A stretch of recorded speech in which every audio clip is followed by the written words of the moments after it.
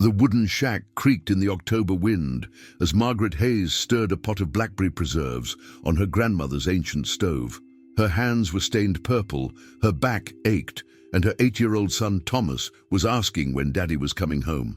She didn't have the heart to tell him the truth, that Daddy had looked at her body 3 weeks ago, said, "You're fat now," and driven away in his truck with everything valuable they owned. He left her with 2 children, no money, a falling-apart shack in the Pennsylvania countryside, and 25 pounds she'd gained carrying and nursing his babies. Most women would have crumbled. Margaret almost did.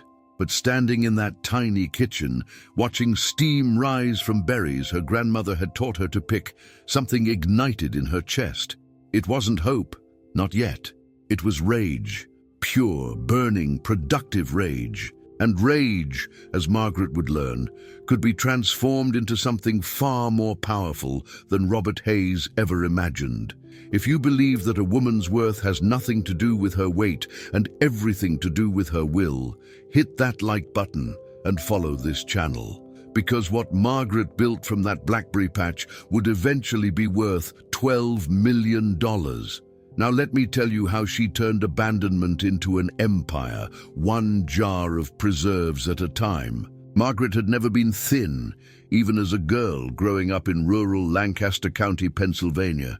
She was what people politely called sturdy, wide hips, thick thighs, strong arms built for farm work. At 19, she was full-figured and beautiful, with dark hair that curled in humidity and green eyes that sparkled when she laughed. Robert Hayes noticed her at a church social, pursued her with the determination of a man who wanted someone capable, someone who could work hard and wouldn't complain. She was 21 when they married in a simple ceremony, 23 when Emily was born, 26 when Thomas arrived. With each pregnancy, her body changed, softer, rounder, wider. She'd tried to lose the weight, but between working their small vegetable stand, caring for 2 babies, and maintaining their ramshackle home, there was no time for herself.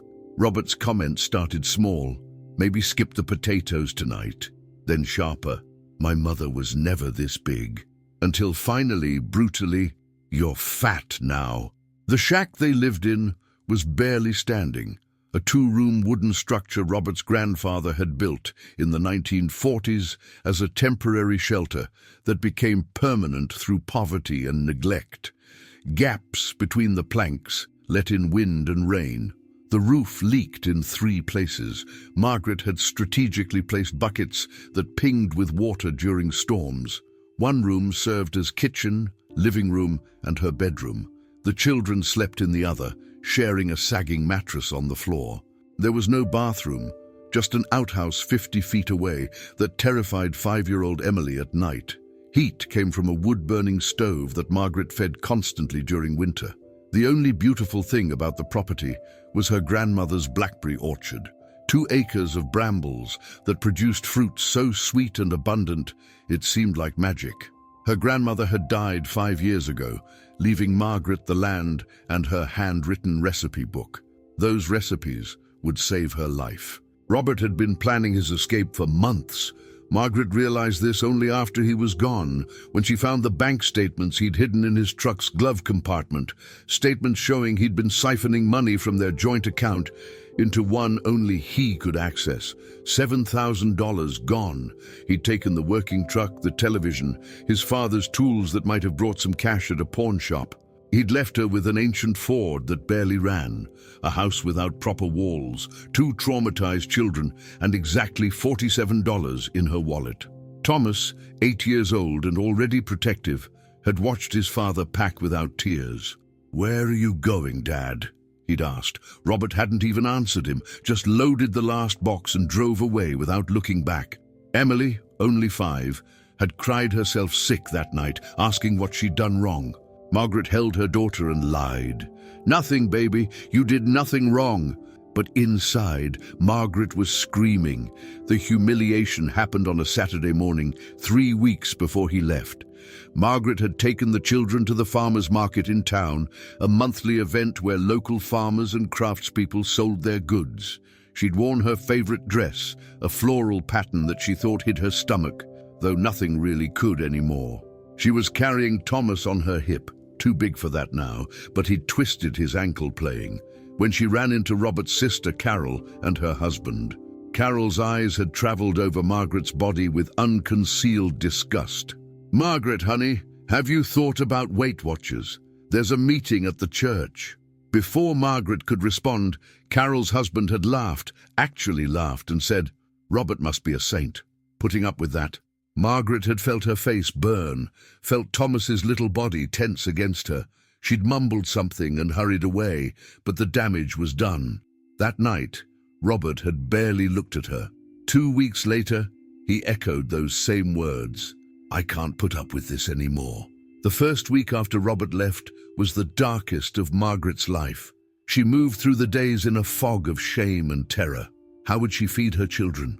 The $47 bought milk, bread, peanut butter, and pasta, enough for maybe 2 weeks if she was careful.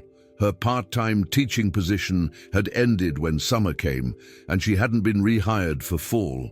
Robert had convinced her they didn't need the income, that she should focus on the children. Now she understood. He'd been isolating her, making her dependent, so when he left, she'd have nothing to fall back on. She called her mother, who lived 3 states away and barely made ends meet herself. "I can send $50, honey, but that's all I have." Her father was dead. She had no siblings. Robert's family had made their position clear. Carol called once, said, "You let yourself go, Margaret. This is on you." The loneliness was suffocating. The shame was worse. It was Thomas who inadvertently saved her. On day 8 of their new fatherless life, he came into the kitchen where Margaret sat, staring at their empty refrigerator. "Mum, the blackberries are getting too ripe. Grandma Ruth always said we can't waste them." Margaret looked at her son, his dark hair messy, his jeans getting too short, his eyes so worried for a child so young. He was right. The blackberry bushes behind their shack were heavy with fruit, so ripe they were starting to fall and rot on the ground. Her grandmother's voice echoed in her memory. "These berries are gold, Maggie. Never waste gold." Margaret stood up, her body aching with depression and exhaustion. "Get the buckets, Thomas. We're going to pick every single berry." Emily, hearing them, bounced into the room. "Can I help? Can I?" Margaret looked at her babies, still so innocent despite everything. "Yes, baby. We're all going to help. We're going to make something beautiful." They picked for 3 days straight. Margaret's arms got scratched by thorns. Her back screamed in protest. Her feet swelled in her old boots. But bucket after bucket filled with blackberries, deep purple, fat, bursting with juice. Thomas and Emily made a game of it, competing to see who could pick faster without eating too many. Margaret let them eat as much as they wanted. At least it was food, natural and free and theirs. By the 3rd evening, they had 17 buckets of berries sitting on their sagging porch. Margaret looked at them and felt something shift inside her. Her grandmother's recipe book sat on a shelf in the kitchen, pages yellowed and stained, filled with handwriting she'd memorized as a child. Blackberry preserves, blackberry jam, blackberry syrup, blackberry pie filling. Ruth had made these recipes for 50 years, selling them at church fundraisers and giving them as gifts. Everyone had raved about them. "They're better than anything store-bought," people always said. Margaret made a decision that night. She would make them all. The ancient stove in their shack became her workstation. Margaret bought sugar with 15 of her remaining dollars, a massive bag that would last for multiple batches. She sterilized every jar she could find or afford, mismatched sizes from the thrift store, 10 cents each. She studied her grandmother's notes, written in the margins of recipes. Add lemon for brightness. Cook until it sheets off the spoon. The secret is patience and love. Margaret cooked batch after batch, the shack filling with steam and the smell of cooking berries. Thomas and Emily watched, fascinated, as she ladled the dark purple mixture into jars, sealed them, and lined them up on the counter. 20 jars, 30, 40. The children fell asleep to the sound of jars pinging as they sealed, the sound of their lids sucking down, creating the vacuum that would preserve the fruit. Margaret worked until 3 in the morning, her body exhausted, but her mind finally clear. She had made something. She had created value from nothing, and tomorrow she would try to sell it. The farmers' market took place every Saturday in the town square, a 30-minute drive in the ancient Ford that coughed black smoke and threatened to die at every stoplight. Margaret had no money for a proper booth, so Thomas, brilliant, resourceful Thomas, had an idea. "Mom, there's old wood behind the shed. Dad was going to burn it, but we could use it." Together, mother and son built a small table from scrap wood and mismatched planks. It wobbled, it was ugly, but it was theirs. Margaret found an old checkered tablecloth in a box of her grandmother's things, washed it by hand, and draped it over the table. She arranged her 40 jars of blackberry preserves in rows, the purple fruit gleaming through the glass. She made a sign on cardboard, "Ruth's Recipe Blackberry Preserves, $5. She had no idea if that was the right price. She had no idea if anyone would buy. But Saturday morning, she loaded the table and jars into the Ford, buckled her children into the back seat, and drove to town with her heart hammering. Setting up her booth was humiliating. The other vendors had professional setups, matching canopies, printed banners, credit card machines. Margaret had her wobbly wooden table, her handwritten sign, and her body that still drew stares and whispers. She could feel people looking at her, judging her, wondering what a fat woman in worn-out jeans was doing trying to sell jam. A woman from 3 booths down, selling artisanal soaps, actually wrinkled her nose when Margaret passed by. "Some people don't have standards anymore," she muttered, just loud enough to hear. Margaret's face burned, but Thomas squeezed her hand. "Your jam is better than anything here, Mom. I know it." Emily, holding Margaret's other hand, nodded vigorously. "It's the best in the world." Margaret blinked back tears and focused on arranging her jars. The market opened at 9. By 9:15, she'd sold nothing. By 9:30, she was ready to pack up and go home. Then an elderly man stopped at her booth. His name was Mr. Peterson, and he'd known Ruth, Margaret's grandmother. "Ruth made the best preserves in 3 counties, he said, picking up a jar and examining it in the sunlight. "She'd give me a jar every Christmas. I've missed it since she passed." "This your recipe?" Margaret nodded, finding her voice. "Her exact recipe. I learned from her when I was a girl." Mr. Peterson didn't hesitate. "I'll take 4 jars. He paid with a $20 bill and told her to keep the change. "Your grandmother would be proud of you, young lady." As he walked away, Margaret felt something crack open in her chest. Not pain this time, but possibility. Within an hour, she'd sold 12 more jars. People started coming back, saying they'd tasted samples from friends. By noon, she'd sold 27 jars. By the time the market closed at 3, every single jar was gone. She had $200 in her pocket, and for the first time since Robert left, she could breathe. Margaret drove home in silence while Thomas and Emily chatted excitedly in the back seat about how many jars they'd sold, how people had smiled at them, how one lady had said it was the best jam she'd ever tasted. But Margaret wasn't just happy. She was furious that Robert had tried to make her believe she was worthless, furious that she'd almost believed him, furious that her value had been measured by pounds on a scale instead of the strength in her hands, the love in her heart, the skills she'd inherited from her grandmother. Those preserves represented hours of labor, generations of knowledge, and they'd sold out in 6 hours. People had paid money, real money, for something she'd made, not because of how she looked, but because of what she could do. That night, after the children were asleep, Margaret sat at her makeshift table and did something she hadn't done since Robert left. She made a plan, not a survival plan, a success plan. She started by calculating numbers. If she could make 80 jars a week and sell them all at $5 each, that was $400 weekly, $1,600 a month, more than Robert had ever brought home from his sporadic farm work. But she needed more supplies, more jars, more sugar, more lids. She needed labels that looked professional instead of handwritten. She needed to register as a business to sell food legally. She spent the next 3 days at the public library, using their computer while Thomas and Emily sat beside her doing homework. She researched cottage food laws in Pennsylvania, learned about liability insurance, studied successful preserve businesses online. The librarian, Mrs. Chen, noticed her dedication. "What are you working on so intensely?" she asked. When Margaret explained, Mrs. Chen's eyes lit up. "My daughter runs a small printing business. I'll ask her about labels. Family discount." Margaret wanted to cry at the kindness. Instead, she wrote everything down in a notebook, page after page of dreams turning into plans. The next Saturday, Margaret returned to the farmer's market with 80 jars, a new cardboard sign with better lettering, and a jar opener so people could sample the preserves on crackers Thomas had carefully arranged on paper plates. The soap vendor from the week before walked past and made a snide comment to her companion. "Still here, selling that sugar-laden garbage. Probably eats more than she sells." Margaret's hands clenched into fists. Old Margaret would have shrunk away, would have questioned herself, maybe even packed up and left.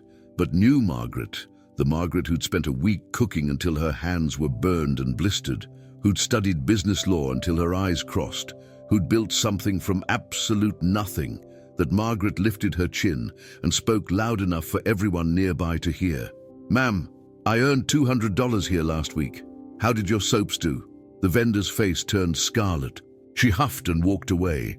Margaret's hands were shaking, but Thomas was grinning up at her like she'd hung the moon. By 10 a.m., she'd sold 40 jars. Word was spreading through the market. People were coming specifically to her booth, bypassing fancier setups to get to her wobbly wooden table. "My neighbor bought your jam last week and couldn't stop talking about it," one woman said, buying 6 jars. A young mother with a baby on her hip bought 4. "I'm making my grandmother's biscuit recipe tonight. This will be perfect." But it was Mr. Peterson who changed everything that morning. He returned with 5 friends, all elderly men who'd known Ruth. "Boys, this is Ruth's granddaughter. She's got the magic touch." They bought 12 jars between them, but more importantly, they stood around her booth, talking, laughing, creating a crowd that drew even more customers.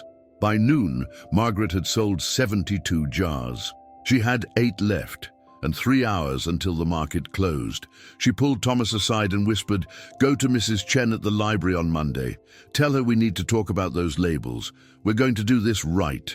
That week, Margaret discovered something she'd never known about herself. She was a natural businesswoman.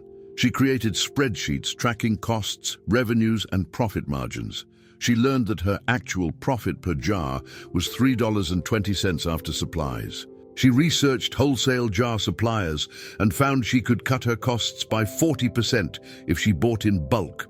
The problem was bulk meant $500 up front, and she'd only saved $300 after buying supplies for the week. She needed capital.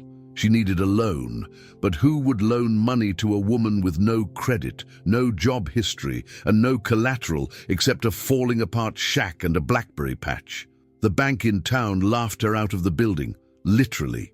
The loan officer, a man in his 50s with a condescending smile, had looked at her application and said, "Mrs. Hayes, we need real assets, not jam." Margaret had walked out with her head high, but in the parking lot, sitting in her dying Ford, she'd screamed until her throat was raw. Mrs. Chen became Margaret's unexpected ally and mentor. When Thomas delivered Margaret's message, Mrs. Chen had come to the shack herself, driving up the muddy road in her pristine Honda and stepping carefully around puddles in her nice shoes. She didn't comment on the condition of their home, didn't let her eyes linger on the gaps in the walls or the buckets catching rainwater. She sat at Margaret's table, accepted a cup of cheap tea, and said, "Show me your numbers." Margaret did. Mrs. Chen studied the spreadsheet, asked sharp questions, and finally nodded. "You have a viable business here, Margaret. You need 3 things: better packaging, consistent supply, and a business license. My daughter will design your labels at cost. I have a friend at the county office who can expedite your license. And for the jars," she pulled out her checkbook, "I'm investing $500, not a loan, an investment."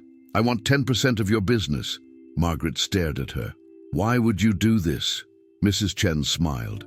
"Because Ruth was kind to me when I first moved here and spoke no English.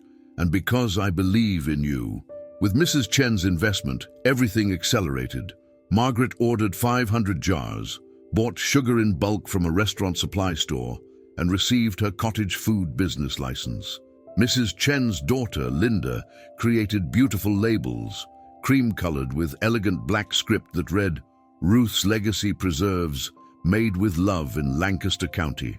There was a small illustration of blackberry branches, and at the bottom, in smaller print, "Crafted by Margaret Hayes using her grandmother's 50-year-old recipe." When Margaret saw the first printed labels, she cried. They made her preserves look expensive, artisanal, worth more than $5.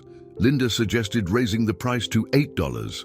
"You're undercharging. These are premium preserves made in small batches with local fruit. Own that." Margaret was terrified to raise her prices, certain no one would pay.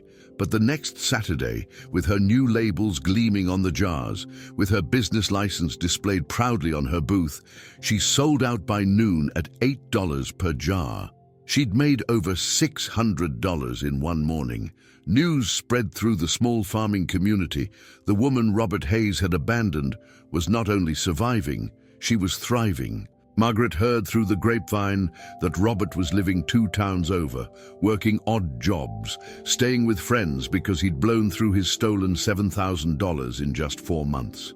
His sister Carol had the audacity to call Margaret one evening.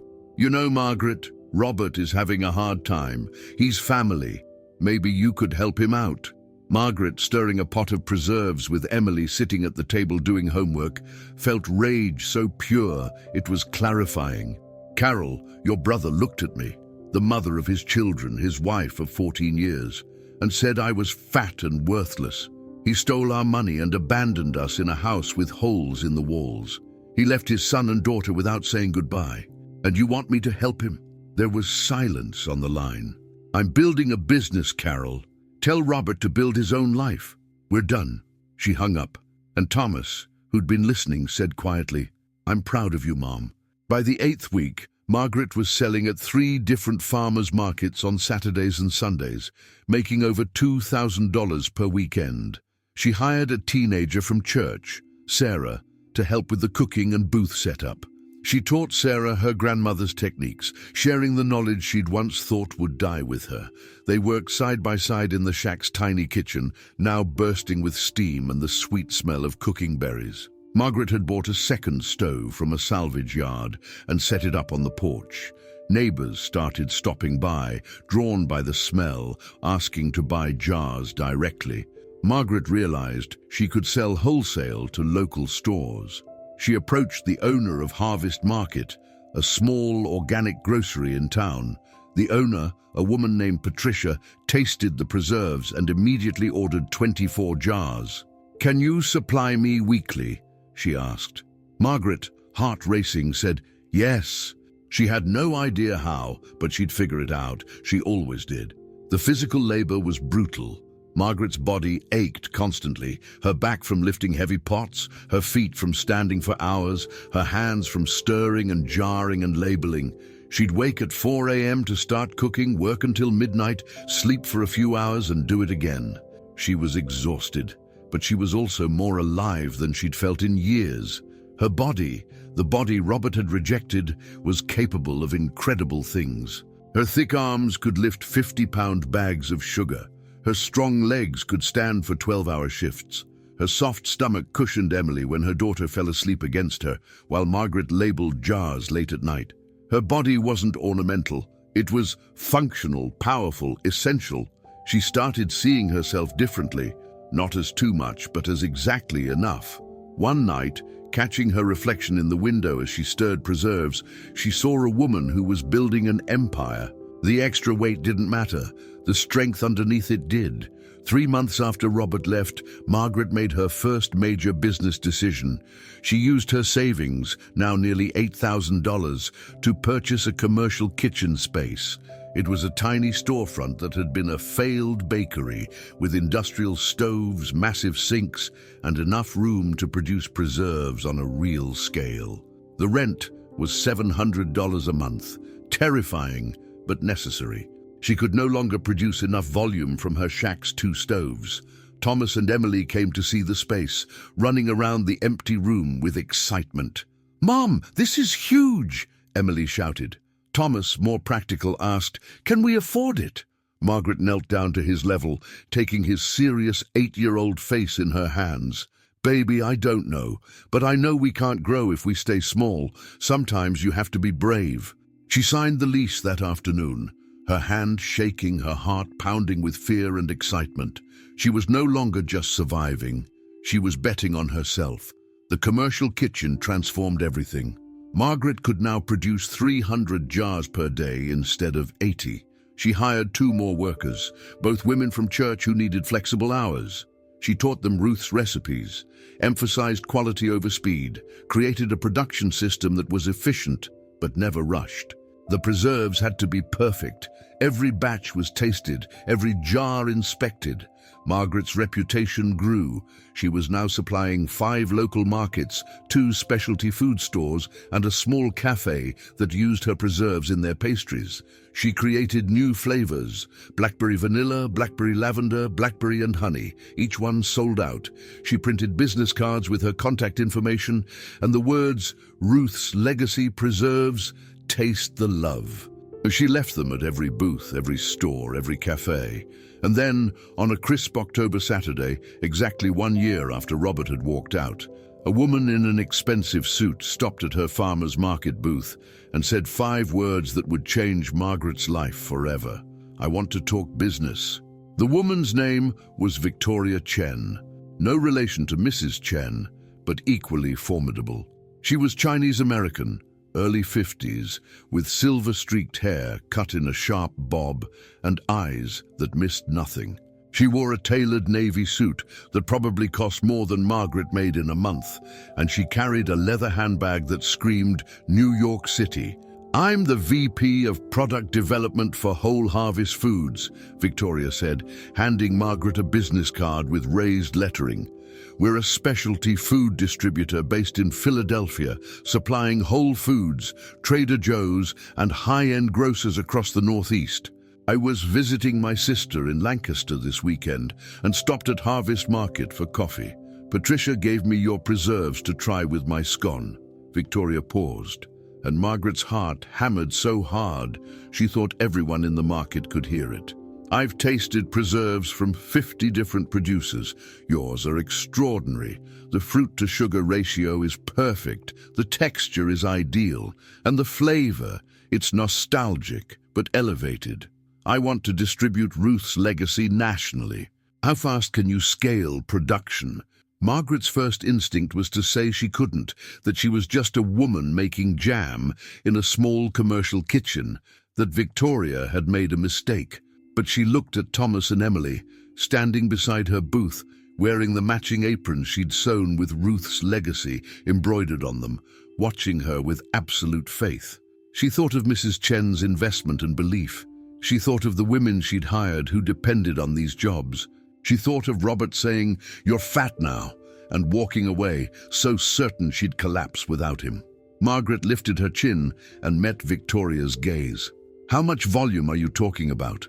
Victoria smiled, the smile of a woman who recognized another fighter. "Initially, 5,000 jars per month. If it sells well, and I think it will, we'd scale to 20,000 within 6 months. Can you do it?" Margaret's hands were shaking. "Yes," she said. "I can do it." She had no idea how, but she'd figure it out. She always did. Victoria wanted to meet at the commercial kitchen on Monday morning. Margaret spent Sunday in a panic, cleaning every surface until it gleamed, organizing her supply shelves, printing out her financial records and production schedules. Mrs. Chen, hearing the news, came over with her daughter Linda. "You need a presentation," Linda said. "You're not just selling preserves now. You're selling a brand, a story, a lifestyle." They worked through the night, creating a pitch book, Photos of the blackberry orchard, images of Margaret and her children picking berries, the story of Ruth's original recipes, testimonials from customers and store owners. Linda designed mock-ups of what the jars could look like, with updated packaging for retail distribution. Margaret wrote and rewrote her origin story, trying to find the balance between humble and confident, authentic and professional. By morning, she had a presentation that made Ruth's legacy look like exactly what it was: a premium, artisanal product with heart, history, and massive potential. Victoria arrived exactly on time, accompanied by two colleagues, a man named David who handled supply chain logistics, and a woman named Keisha who managed financial partnerships.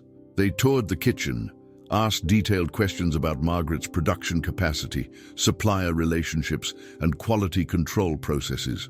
Margaret answered everything honestly, including her limitations. "Right now, with my current equipment and staff, I can produce about 1,500 jars per week. To hit 5,000 per month, I'd need to expand. More stoves, more staff, possibly a larger space." David was making notes. Keisha was calculating numbers on her tablet. Victoria was tasting every flavor of preserves Margaret had made, closing her eyes with each spoonful, analyzing the flavors like a sommelier with wine. Finally, she set down her spoon and looked directly at Margaret. "Here's what I'm proposing. Whole Harvest Foods will partner with Ruth's Legacy. We'll handle all distribution, marketing, and retail relationships. You'll focus on production. We're offering you a 60-40 split, 60% to you, 40 to us. And we'll provide capital for expansion." The number Victoria mentioned made Margaret's knees weak. $200,000 as an initial investment to expand production facilities, hire staff, purchase equipment, and create packaging for national distribution. In exchange, Whole Harvest would own 40% of Ruth's Legacy. Margaret would retain 60% ownership and complete creative control over recipes and production standards. "This isn't charity," Victoria said firmly. "This is business. We believe your product can generate $5 to $7 million in revenue within 3 years. Our 40% of that is worth the investment. But Margaret, you need to understand, this will change your life completely. You'll go from making preserves in a small kitchen to managing a full production facility. You'll have employees, deadlines, contracts, legal obligations. The farmers' market days will be over. Your children will see less of you, at least initially. This is not an easy path." Margaret looked at her children. Thomas nodded, serious and supportive. Emily, now 6, whispered, "Do it, Mommy. You can do anything." Margaret turned back to Victoria, extended her hand and said, "I'm in." The next 6 months were a blur of controlled chaos.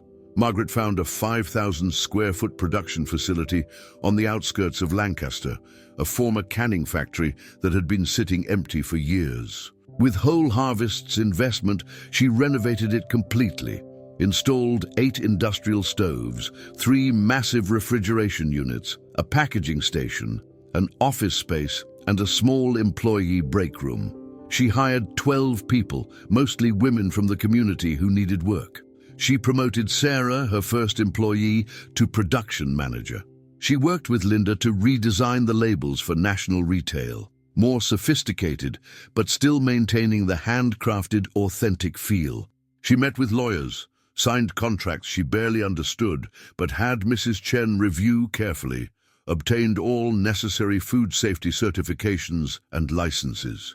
She barely slept. She lost 10 pounds from stress, then gained it back from eating preserves as quality control. Her body remained large, soft, unapologetically present. She stopped caring what anyone thought about it. She was too busy building an empire. The first shipment to Whole Foods stores across Pennsylvania, New Jersey, and Delaware went out in April. 8,000 jars of Ruth's Legacy blackberry preserves in 3 flavors. Margaret stood in her local Whole Foods 2 weeks later, watching customers pick up her jars, read the labels, put them in their carts. She'd bought one herself, just to experience it as a customer would, and stood in line, fighting tears. The cashier, scanning the jar, said, "Oh, these are so good." "Have you tried them?"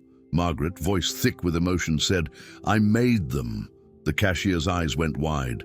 "You're Ruth's legacy." Margaret smiled. "I'm Margaret Hayes. Ruth was my grandmother. This is her recipe." The cashier insisted on getting her manager, who came out and shook Margaret's hand, told her the preserves were their fastest-selling item in the specialty food section.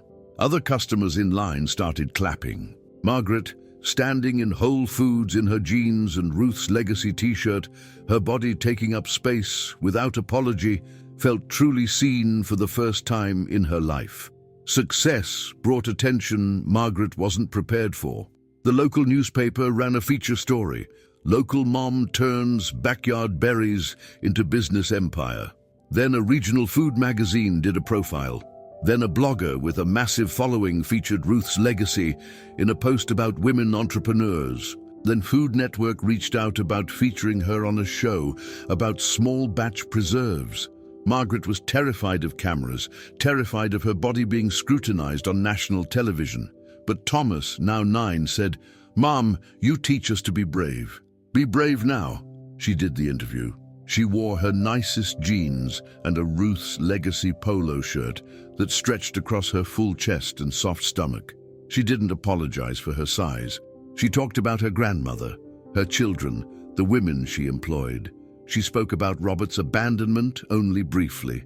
"Someone once told me my worth was determined by my weight. Building this business taught me my worth is determined by my work, my heart, and my resilience." The segment aired to overwhelmingly positive response. Sales doubled within 2 weeks. Not everyone celebrated her success. Robert's family, particularly his sister Carol, began spreading rumors around town. Margaret was greedy, they said. She'd stolen Robert's money to start the business. She was a bad mother, working all the time. She'd gotten lucky, nothing more. The rumors reached Margaret through well-meaning friends who thought she should know. At first, the words stung. Then they made her angry. Then they made her determined. She invited the local newspaper back for a follow-up story and told the complete truth, how Robert had abandoned her and the children, stolen their savings, left them in a shack with no heat and holes in the walls. How she'd built Ruth's legacy from nothing but berries, her grandmother's recipes, and relentless work. How she'd been told her body made her worthless, and she'd proven that belief was a lie. The story went viral. Regional news picked it up. Then national news. Margaret became a symbol, not just of entrepreneurship, but of resilience, of women refusing to be diminished. The confrontation with Robert happened in the parking lot of their children's school. Margaret was picking up Thomas and Emily when she saw him, leaner than before, wearing clothes that had seen better days, leaning against a beat-up car she didn't recognize. He approached her, and Margaret's first instinct was fear. Old fear, cellular fear, the fear of a woman who'd been told she wasn't enough. But then Thomas stepped beside her, protective, and Emily grabbed her hand, and Margaret felt her power return. "Margaret," Robert started, "I heard about the business, the preserves thing, that's good." His eyes wouldn't meet hers. "I'm having a hard time. I wondered if maybe, since you're doing well, you might—" He trailed off. Margaret waited. Let him say it. Let him ask for help from the woman he'd called fat and worthless. "I need money," he finally said, "just to get back on my feet." Margaret's laugh was sharp, humorless. "No." Robert's face reddened. "I'm their father. You owe me." Margaret stepped closer to Robert, close enough that he had to look at her, all of her, her body that he'd rejected, that had carried and birthed and nursed his children, that had worked 18-hour days to build something extraordinary. "I owe you nothing," she said, her voice steady and cold. "You left us in a shack with no money, no food, no way to survive. You stole from us. You told me I was worthless because I gained weight carrying your children. You didn't say goodbye to them." She gestured to Thomas and Emily, both watching with serious faces.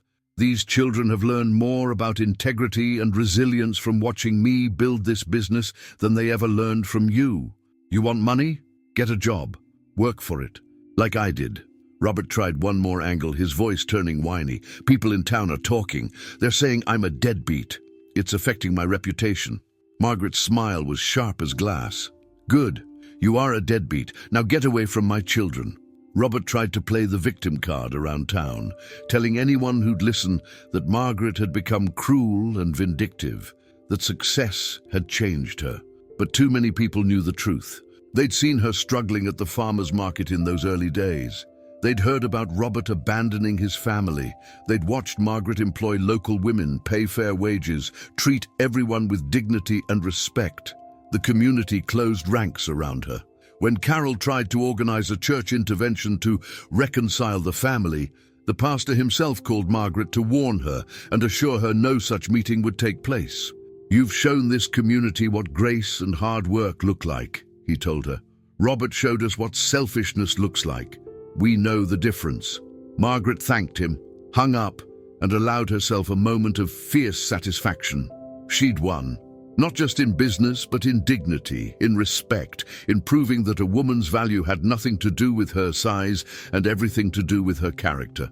By the end of year 2, Ruth's legacy was generating $4 million in annual revenue.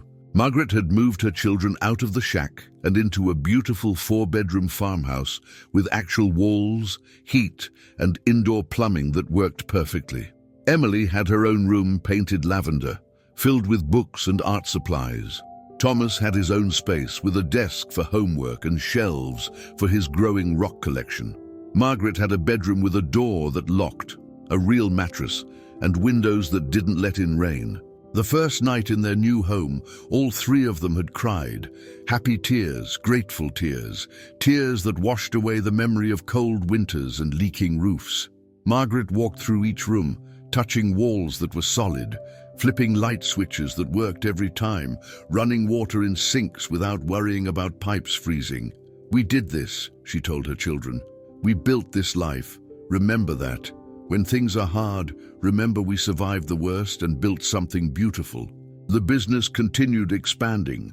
Whole Harvest negotiated contracts with Trader Joe's and several high-end hotel chains that wanted Ruth's legacy preserves for their breakfast service. Margaret had to hire a business manager, an accountant, and eventually a COO to handle day-to-day operations while she focused on product development and quality control. She created new flavors based on other fruits from local farms: strawberry, raspberry, peach lavender, apple butter with cinnamon. Each one maintained Ruth's philosophy: real fruit, minimal sugar, no artificial anything. The production facility now employed 40 people, most of them women, many of them single mothers, or women who'd been told they weren't hireable for various reasons. Too old, too fat, too inexperienced, too much baggage. Margaret hired them all.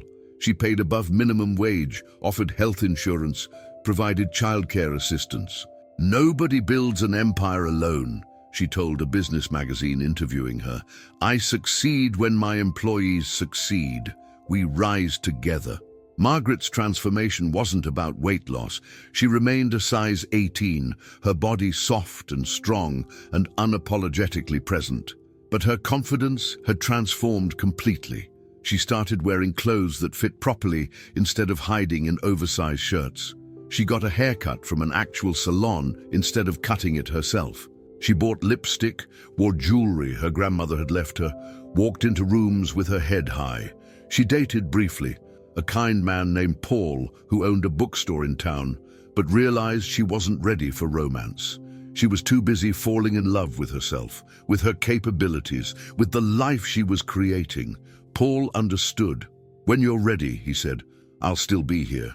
But Margaret, you don't need anyone. You're complete all by yourself." That night, Margaret looked in the mirror and saw what Paul saw. Not a fat woman who'd been abandoned, but a powerful woman who'd built an empire. The difference was everything. Thomas and Emily thrived in ways Margaret had only dreamed possible.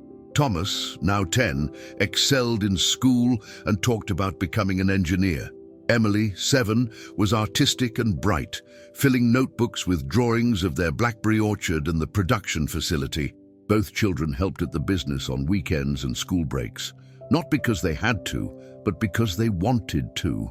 They wore their Ruth's legacy apparel with pride, told their classmates about their mom's company, invited friends to tour the facility for school projects. They never mentioned Robert. When other kids asked about their dad, Thomas would say simply, "He doesn't live with us," and change the subject. Emily once told a classmate, "My mum is my hero. I don't need a dad." Margaret overheard and had to leave the room to cry. Her children weren't damaged by Robert's abandonment. They were strengthened by witnessing her resilience. She'd shown them that one parent's love could be enough, that hard work mattered more than luck, that women could build empires. Margaret started speaking at women's business conferences, sharing her story of turning humiliation into profit, pain into purpose. She was always nervous before speaking, worried people would judge her body, dismiss her because she didn't look like a typical CEO. But every time she walked on stage, women in the audience would stand and applaud before she'd said a word. They saw themselves in her. The single mothers working 3 jobs, the women told they were too old, too fat, too much. The abandoned wives trying to figure out how to survive. Margaret's message was consistent. Your value is not determined by anyone else's opinion of you, not your husband's, not society's, not the voice in your own head that sounds like everyone who ever hurt you. Your value is determined by what you build, who you help, and how you show up when everything is falling apart. I'm not successful despite my body. I'm successful because I stopped believing my body made me less than. That belief was the only thing holding me back. The financial transformation was staggering. Margaret, who'd once had $47 to her name, now had investments, savings accounts, college funds for both children, and a financial advisor who managed her growing wealth. She still lived modestly.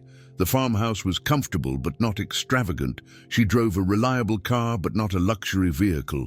She saved more than she spent. The poverty she'd survived had taught her that money was security, and security mattered more than status. She created a scholarship fund for single mothers in Lancaster County who wanted to start businesses. She donated to the local food bank, the women's shelter, the library where Mrs. Chen had first helped her. She paid Mrs. Chen's original $500 investment back tenfold, though Mrs. Chen tried to refuse it. "You gave me a life when I had nothing," Margaret said. "Let me give something back." Mrs. Chen cried and accepted, then donated the entire amount to the Single Mothers Scholarship Fund in Margaret's name. Not every day was triumphant. Margaret still had moments of crushing self-doubt, still sometimes heard Robert's voice in her head saying, "You're fat now," still occasionally looked in the mirror and felt the old shame trying to resurface. Therapy helped. She'd started seeing a counselor who specialized in trauma and body image, working through decades of internalized fat phobia and the specific pain of being abandoned because her body changed. The therapist helped her understand that Robert's cruelty said everything about him and nothing about her, that men who love conditionally never really love at all, that her body had never been the problem. His character was. Margaret learned to talk back to the negative voices, to counter every criticism with a fact. "I built a multi-million-dollar business. I'm raising 2 incredible children. I employ 40 people. I'm strong, capable, and valuable." The voices got quieter over time, drowned out by evidence of her worth. Margaret's relationship with food transformed too. For years, she'd eaten with shame, hiding snacks, eating quickly when no one was watching, feeling guilty about every calorie. Now she ate with joy. She hosted dinner parties at her farmhouse, cooking elaborate meals for friends and employees. She taught Thomas and Emily to bake, passing down Ruth's recipes for pies and cakes alongside the preserves. She ate her own preserves on fresh bread without guilt, savored ice cream with her children on summer evenings, enjoyed food as fuel and pleasure rather than as evidence of moral failing. She stopped weighing herself. The number meant nothing. How she felt mattered, and she felt strong, healthy, energized. Her body carried her through 18-hour workdays, played with her children, built an empire. It deserved celebration, not criticism. She started taking photos of herself, something she'd avoided for years, and posting them on Ruth's Legacy's social media. Women commented by the hundreds, "Thank you for showing us that success has no size." Year 3 brought unexpected opportunities. A major publisher offered Margaret a book deal, part memoir, part business guide, part recipe collection. She was terrified of writing a book, of exposing her story so publicly, but her editor assured her that women needed her voice. Margaret wrote late at night after the children were asleep, pouring her pain and triumph onto pages, including recipes throughout as metaphors for transformation. The book, titled Ruth's Legacy: Building Sweet Success from Bitter Betrayal, became a bestseller within 2 weeks of publication. Margaret did a book tour, appearing on morning shows and podcasts, telling her story over and over. Journalists always asked about her weight. "Do you ever wish you'd lost the baby weight before he left?" One particularly insensitive interviewer asked. Margaret's response went viral. "I wish he'd developed basic human decency instead. My body was never the problem. His character was." The clip had 15 million views within 24 hours. Margaret reinvested in the community that had supported her. She purchased the old shack she'd lived in when Robert left. He'd abandoned the property, stopped paying the minimal taxes, and it had gone to auction. Margaret bought it, renovated it completely, and turned it into a business incubator for women entrepreneurs. She provided free workspace, mentorship, and small business loans to women starting their own ventures. The building became known as Ruth's Place, a symbol of transformation and second chances. The blackberry orchard behind it was maintained meticulously, still producing fruit for Ruth's Legacy preserves.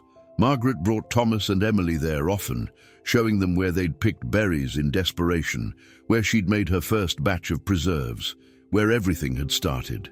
"This place was rock bottom," she told them. "But rock bottom wasn't the end. It was the foundation. Everything we built started here in the dirt and thorns, with nothing but hope and hard work." Robert's descent continued while Margaret's ascent soared. He lost his job at the dairy, burned through the money he'd stolen, and ended up living in a trailer with a cousin who barely tolerated him.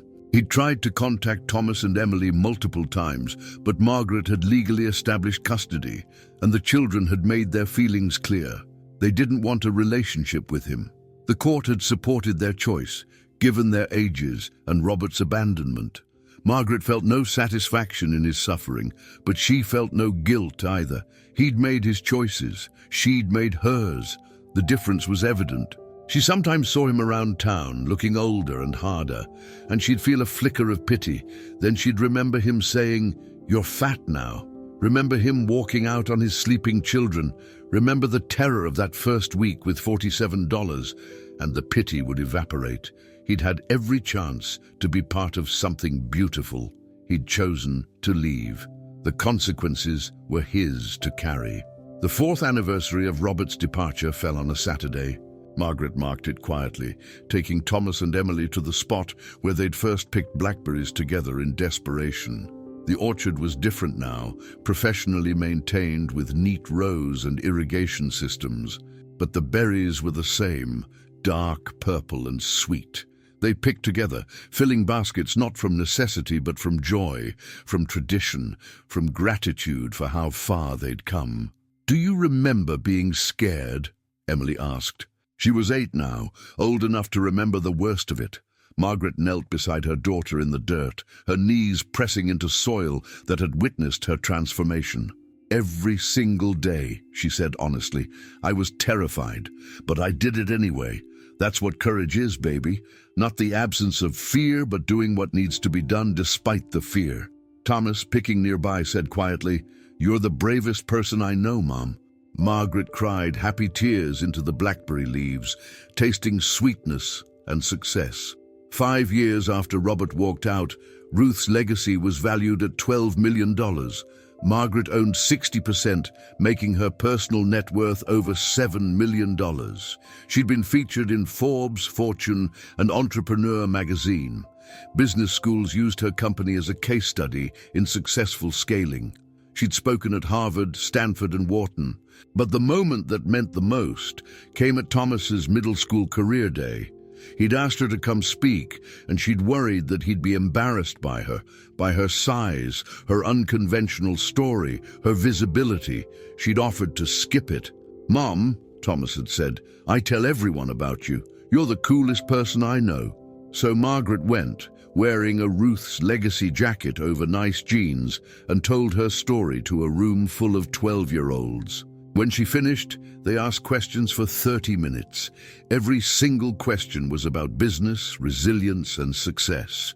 Not one child mentioned her weight. Thomas glowed with pride.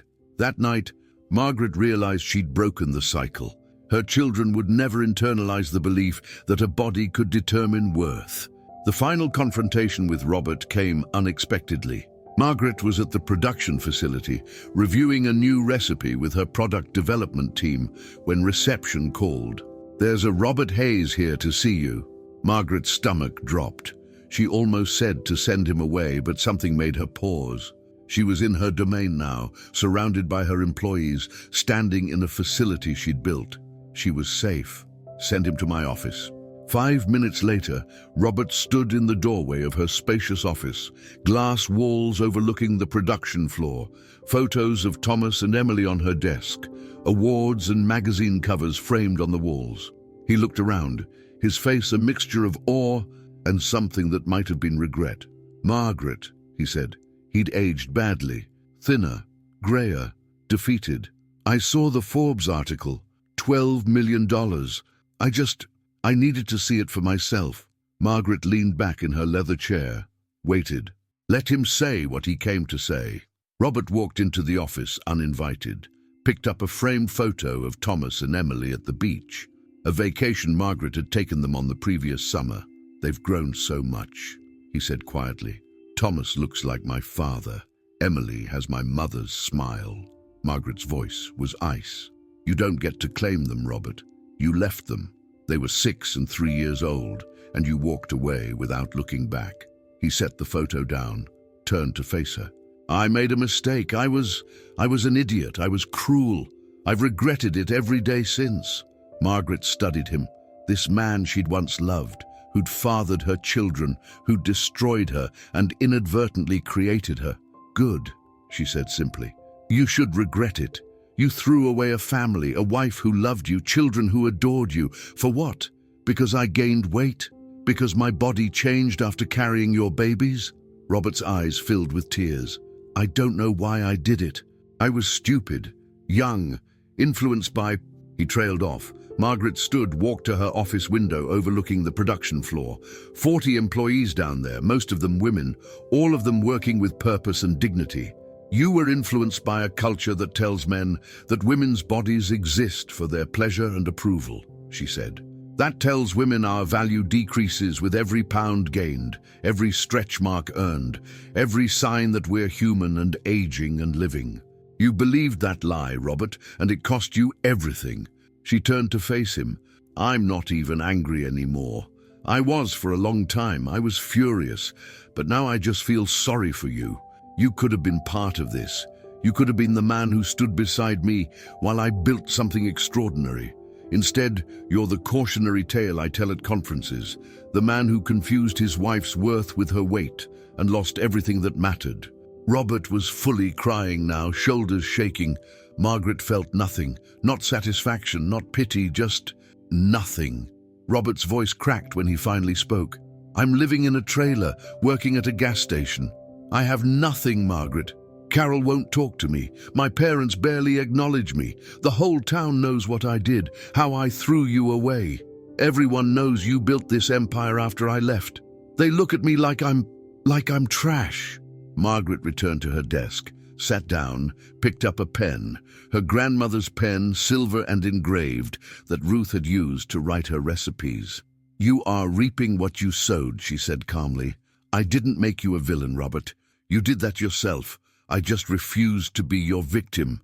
He fell into the chair across from her desk, looking small and broken. "I came here to ask— God, I can barely say it. I came to ask if you'd hire me, give me a job, something, anything. I'm desperate. The silence in the office was profound. Outside, the production facility hummed with productivity and purpose. Finally, Margaret spoke. "No." The word hung in the air.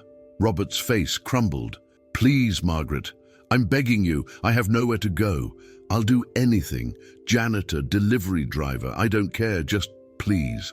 Margaret set down the pen, folded her hands on her desk. "Robert, I built this company by employing people I trust, people with integrity, people who show up and do hard work and treat others with dignity. You possess none of those qualities. You're the man who abandoned his family in poverty, who stole money from his own children, who told his wife she was worthless because of her weight. Why would I hire someone like that?" Robert tried anger next. "I'm the father of your children. You owe me." Margaret laughed, sharp and humorless.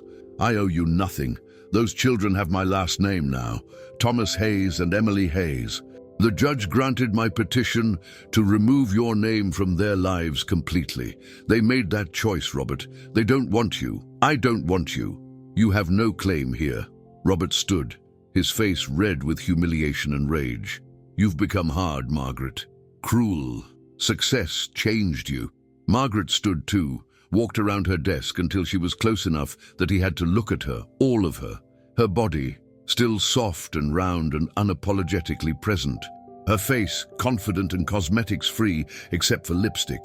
Her clothes, expensive but practical. Her presence, commanding and certain. "Success didn't change me," she said quietly. "Surviving your cruelty changed me. I learned that I don't need to shrink, not my body, not my voice, not my ambitions, to make men comfortable. I learned that the opinions of small-minded people don't determine my worth. I learned that I'm capable of extraordinary things, with or without a man beside me." She moved back to her desk, pressed the button for reception. "Success didn't make me cruel, Robert. It made me clear about who deserves space in my life, and you don't." Security escorted Robert from the building. Margaret watched from her window as he walked to his beat-up car, shoulders slumped in defeat. She expected to feel victorious. Instead, she felt tired. Tired of carrying this story. Tired of Robert being a character in her narrative. Tired of giving him any mental space at all. Her assistant, Jen, knocked gently. "You okay, boss?" Margaret nodded. "Actually, yes, I think I finally am." That evening, she took Thomas and Emily out for dinner at their favorite restaurant. She told them, age-appropriately, that Robert had visited. "He wanted a job?" Thomas asked incredulously. Emily, now 9, wrinkled her nose. "Did you laugh at him?" Margaret smiled. "No, baby, I just told him no. He doesn't get to be part of what we built. This is ours. Yours, mine, and everyone who worked hard to make Ruth's legacy what it is. He walked away from us. He doesn't get to walk back in." But Margaret's heart, despite everything, remained larger than her anger. 2 months after Robert's humiliating visit, she made a decision that surprised everyone, including herself. She contacted Robert through his cousin, made an offer that came with strict conditions. The old shack where he'd abandoned her, now renovated into Ruth's Place, the business incubator, had a small apartment on the 2nd floor, originally intended for a resident manager position that had never been filled. Margaret offered it to Robert. Free rent, utilities included, 1-year lease. The conditions: he had to work full-time, any job he could get. He had to attend therapy weekly, paid for by Margaret. He had to sign a legal document promising never to contact Thomas or Emily unless they initiated contact first. He had to volunteer 10 hours monthly at a local food bank, and he had to write a letter to their children, apologizing for abandoning them, a letter Margaret would hold, giving it to them only if and when they wanted to read it. Robert accepted the terms. He moved into the apartment above Ruth's Place, got a job at the local hardware store, attended therapy with a counselor who specialized in entitlement and emotional abuse. Margaret never saw him. The property manager handled everything, but she heard reports that he kept the apartment clean, that he showed up to his volunteer shifts, that he worked without complaint. She didn't do this for him. She did it because Thomas had asked her one night before bed, "Do you think Dad is okay?" That question, asked with the worried compassion of a child who'd been taught empathy, broke her heart. She did it because she wanted her children to see that strength didn't require cruelty, that power didn't require revenge, that you could establish boundaries and still show grace. She did it because the old shack where Robert had abandoned her was now a place of transformation, and maybe it could transform him too. She didn't hold her breath, but she gave him a chance. 3 years later, Ruth's legacy was sold to a national food conglomerate for $52 million. Margaret retained creative control and stayed on as CEO for 2 years to ensure the transition maintained her values and quality standards. Her personal payout was $31 million. She set up trust funds for Thomas and Emily, donated $5 million to organizations supporting single mothers and women entrepreneurs, invested in other women-owned businesses, and still had more money than she could spend in 3 lifetimes. She was 45 years old, a size 16, featured on the cover of Time magazine under the headline, "From Abandoned to Unstoppable: How One Woman Built an Empire from Backyard Berries." The article mentioned her weight exactly 0 times. It focused on her business acumen, her leadership, her resilience, her impact on the community. The message was clear. Margaret Hayes' body was irrelevant. Her achievements were what mattered. She'd finally, completely, unequivocally won. Margaret Hayes stands today as proof that a woman's value has nothing to do with her size and everything to do with her determination. She transformed humiliation into profit, pain into purpose, and abandonment into an empire. She raised 2 remarkable children who learned that one parent's unconditional love matters more than 2 parents' conditional presence. She employed hundreds of people, most of them women, creating opportunities for those society had dismissed. And she did it all in a body that society told her was worthless. Your body is not your limitation. Your voice matters. Your story is not over, no matter what anyone has told you. Whether you're facing abandonment, discrimination, or the crushing weight of other people's opinions, remember Margaret's story. Remember that blackberries and fury can build empires, that resilience is more valuable than approval, that you are capable of extraordinary things exactly as you are right now. If this story moved you, leave a comment below sharing your thoughts. Subscribe for more stories of women who refuse to be small, who refuse to disappear, who refuse to believe that anyone else gets to determine their worth. Your transformation is waiting. It starts with believing you deserve it. Thank you for listening to Margaret's story. I'll see you in the next one.